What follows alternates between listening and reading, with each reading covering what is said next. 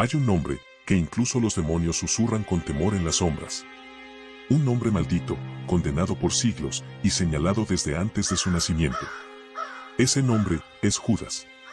No fue solo un traidor. No fue solo un hombre. Fue la grieta por donde se filtró la oscuridad.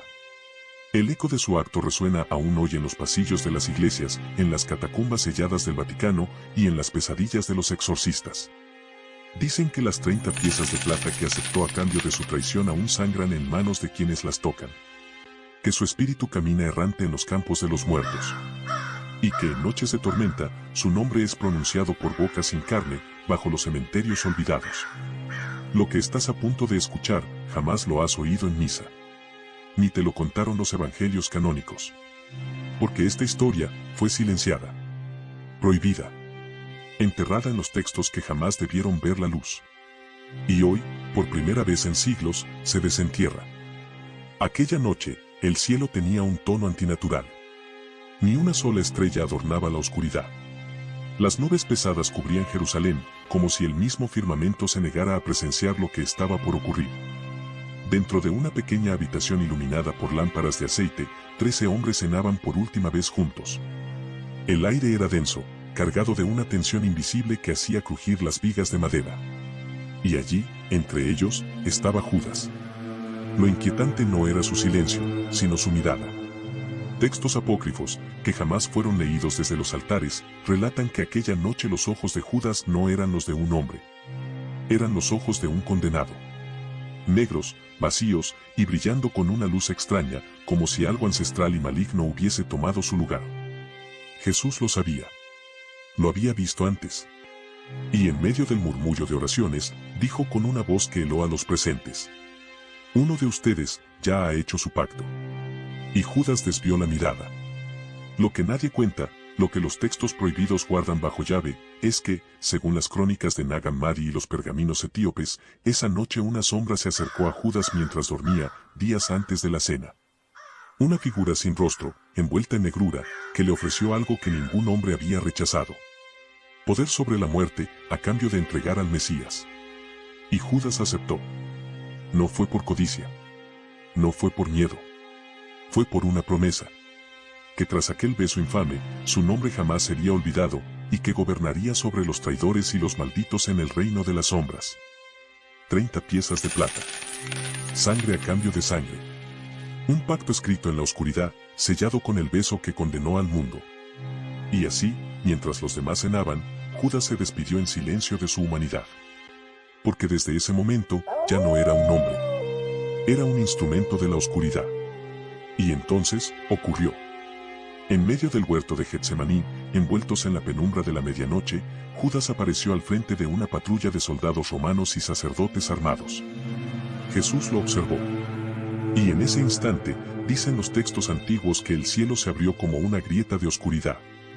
Las hojas de los olivos se agitaron sin viento. Los animales huyeron. Y una presencia invisible se apoderó de todo.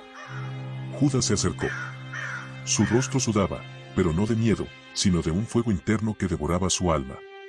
Los evangelios apócrifos relatan que en ese momento, una sombra se aferró a su espalda.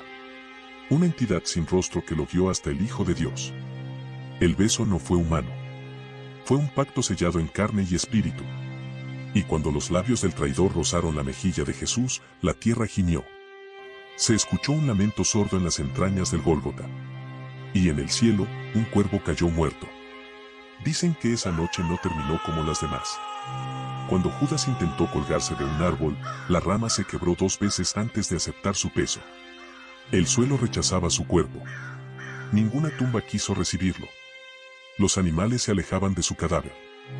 Los cuervos devoraron sus ojos, como si intentaran borrar para siempre el reflejo de lo que había visto antes de morir. Pero su alma jamás encontró descanso. Textos prohibidos medievales aseguran que Judas fue condenado a vagar como sombra errante. Que su espíritu quedó atrapado en los caminos polvorientos de Jerusalén. Que su silueta puede verse al atardecer, arrastrando sus pies descalzos y su cuello amoratado, susurrando en lenguas muertas. Lo llamaron el errante, el maldito, el portador de la traición. Durante la Edad Media, los monjes de los monasterios más aislados decían que su espectro se aparecía antes de cada guerra, peste o calamidad. con el mismo rostro demacrado y los ojos vacíos. Una figura encorvada, con la soga aún colgando de su cuello, recorriendo los cementerios y los pueblos silenciosos. Incluso en las cruzadas, se decía que los soldados que morían traicionados por sus propios camaradas aseguraban haber visto a un hombre sin rostro entre los árboles, el eterno Judas. Una condena que no termina. Un alma que no pertenece ni a los vivos, ni a los muertos. Y que, según ciertas profecías olvidadas, se dejará ver una vez más, la noche antes del juicio final. Pero aquí, es donde la historia se vuelve aún más inquietante. En 1978, en una remota cueva al norte de Egipto, unos saqueadores encontraron un manuscrito olvidado entre las arenas del desierto. Un códice apócrifo, escrito en copto, que cambiaría para siempre la visión sobre Judas Iscariote. Se le llamó el Evangelio de Judas. Un texto prohibido, censurado, oculto y perseguido por siglos. Este evangelio, rechazado por el Vaticano y considerado herético, afirma algo que los fieles jamás se atrevieron a imaginar. Que Judas no fue un simple traidor, sino el discípulo favorito de Jesús. El único al que el Mesías confió su secreto más oscuro. El deber de entregarlo, para desencadenar los acontecimientos que llevarían al sacrificio divino y al inicio de la cuenta regresiva del fin de los tiempos. Según ese manuscrito maldito, Judas no traicionó por monedas, sino por obediencia. Obediencia a una voluntad superior. Obediencia a una profecía. Y aquí surge la teoría más perturbadora jamás susurrada en los pasillos oscuros de los monasterios medievales. ¿Y si Judas no fue un traidor, sino la primera víctima de un plan antiguo? ¿Un peón sacrificado para poner en marcha una profecía de sangre que aún hoy sigue su curso? ¿Y si el beso en Getsemaní fue la llave para abrir la puerta del Apocalipsis, siglos antes de lo previsto? Los textos antiguos insinúan que desde esa noche maldita, el mundo quedó marcado. Que el reloj de la condenación comenzó a girar más rápido. Que las sombras se pusieron en marcha, y que desde entonces, cada guerra, cada peste, cada traición, lleva la marca invisible de aquel pacto sellado en sangre. Y lo más aterrador es que según ese evangelio prohibido, Judas regresará. Que su espíritu maldito será testigo en la hora final, el día que los sellos se rompan y las trompetas resuenen sobre los vivos y los muertos. Porque su condena no terminó con su muerte. Desde aquella noche maldita en Getsemaní, se dice que la condena de Judas no terminó con su muerte. Los evangelios oficiales narran que, consumido por la culpa, se ahorcó entre los olivos de Akeldama, el campo de sangre.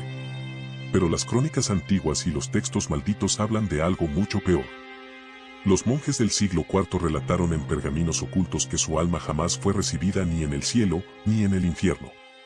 Quedó errante. Atrapada entre mundos, vagando por los campos donde la sangre inocente ha sido derramada. Se cuenta que en las noches sin luna, se escuchan susurros en los olivares de Jerusalén.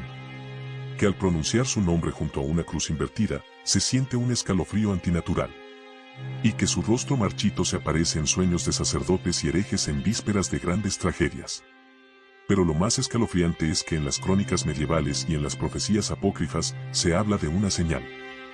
Cuando el mundo vuelva a traicionar al justo, y los hombres vendan su fe por monedas de oro, Judas caminará de nuevo entre ellos, y las trompetas resonarán sobre una tierra que olvidó temer a su Dios.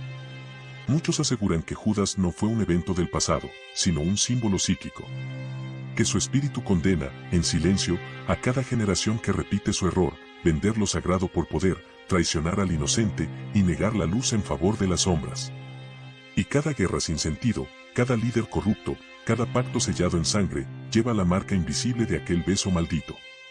Hay quienes afirman que su sombra ha sido vista en los campos de batalla de Europa, en las hogueras de la Inquisición y en los pasillos ocultos del Vaticano.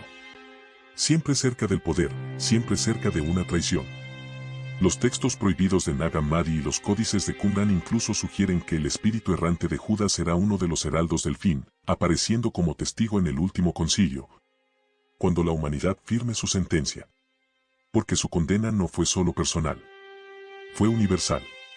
Un recordatorio eterno de que incluso los elegidos pueden caer y que toda traición tiene un precio, no en esta vida, sino en la eternidad. Judas Iscariote.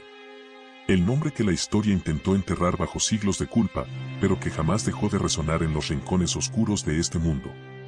Porque lo cierto es que el traidor más famoso de la humanidad nunca desapareció. Sus actos no se detuvieron aquella madrugada sangrienta en Getsemaní. Su sombra siguió caminando. Cada vez que un hombre vende su fe, cada vez que se traiciona lo sagrado, cada vez que el poder se compra con la sangre de inocentes, Judas revive. Y quizá, solo quizá, él nunca se fue. Hay quienes aseguran que en la víspera del fin, cuando la última profecía se cumpla y la última traición se consuma, Judas estará allí, presente, como testigo, como verdugo, como recordatorio de que ningún pecado queda impune. Sonido de un golpe seco. Silencio cortante. Ahora dime, ¿estás seguro de que no lo has visto alguna vez en tus sueños? ¿O en la mirada de algún hombre poderoso? ¿O en ese instante de debilidad, cuando estuviste a punto de traicionar lo que más amabas? Porque si Judas sigue aquí, no es para los muertos. Es para los vivos. Pausa dramática. Suscríbete ahora mismo a este canal si sientes que esta historia te ha dejado una marca. Activa la campana, porque las próximas revelaciones serán aún más oscuras. Y déjame en los comentarios. Yo he visto su sombra. Sí, como yo, sabes que hay nombres que jamás mueren. Nos vemos en el próximo video. Si es que aún queda tiempo.